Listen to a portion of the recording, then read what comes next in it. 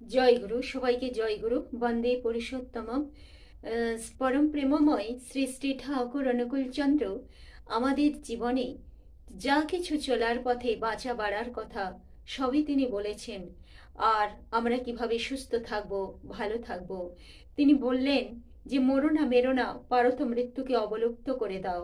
বাঁচা বাড়ার মন্ত্র নিয়ে তিনি এলেন। তিনি কেন, যুগে যুগে যখনই তিনি এসেছেন, সেই শ্রীকৃষ্ণ থেকে, শ্রীরামচন্দ্র থেকে, সব সময়ই আমরা দেখি শ্রী চৈতন্য বা শ্রীরামকৃষ্ণ, হজরত রসুল প্রত্যেকেই কিন্তু বাঁচা বাড়ার কথাই বলেছেন। কখনো তারা চাননি যে মানুষ মৃত্যুর দিকে এগিয়ে যাক, মৃত্যুর মধ্যে শেষ হয়ে যাক, জীবনটা কিভাবে সুন্দর থাকবে। তিনি বললেন যে আমাদের লোভই আমার দিকে শেষ করে দেয়, আর সেখান থেকেই কিন্তু আমাদের অসুখ বিসুখ শুরু হয়। আমরা কিন্তু আগে এই সম্বন্ধে বুঝতে পারি না। যখন অনেক দূর গড়িয়ে যায় তখনই কিন্তু আমরা ডাক্তারের কাছে যাই। তিনি বলছেন যে আগে থেকে যদি আমরা সুস্থ থাকার চেষ্টা করি, ভালো থাকার চেষ্টা করি, তাহলে রোগ কাছে আসতে পারে না। আর বেশিরভাগ ক্ষেত্রেই দেখা যায় প্রবৃত্তির দরুনই কিন্তু আমরা সেই অসুস্থ হয়ে পড়ি।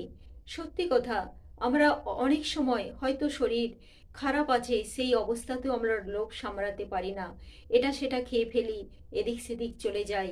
হয়তো ঠান্ডা লেগেছে, বাতাস লাগলে সেটা আরো বাড়তে পারে, কিন্তু মানলাম না, চলে গেলাম বাতাসের মধ্যে, ঠান্ডার মধ্যে।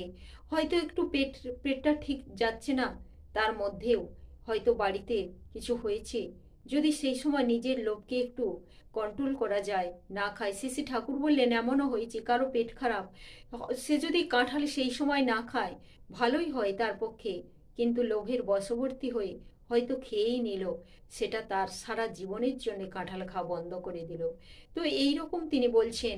আবার তিনি বলছেন টাইফয়েডের সময় খুব সাবধানে থাকা লাগে। তিনি বললেন যে এই সময় এমন পথ্য দিতে হয় যেগুলি তরল জাতীয় খাবার বেশি দিতে হয়, শক্ত খাবার নয়। এই তরল খাবার খেতে খেতে তার মধ্যে আবার রুচি ফিরে আসে।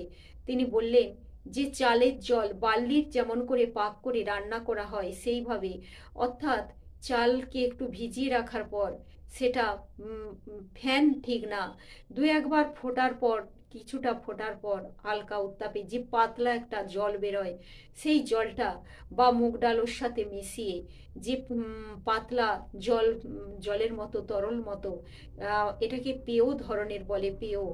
এইটাকে মানে ঠিক স্যুপ হবে না, স্যুপটা একটু ঘন থকথক হয়ে যায়, কিন্তু এই পাতলা যে জল রোগীর পক্ষে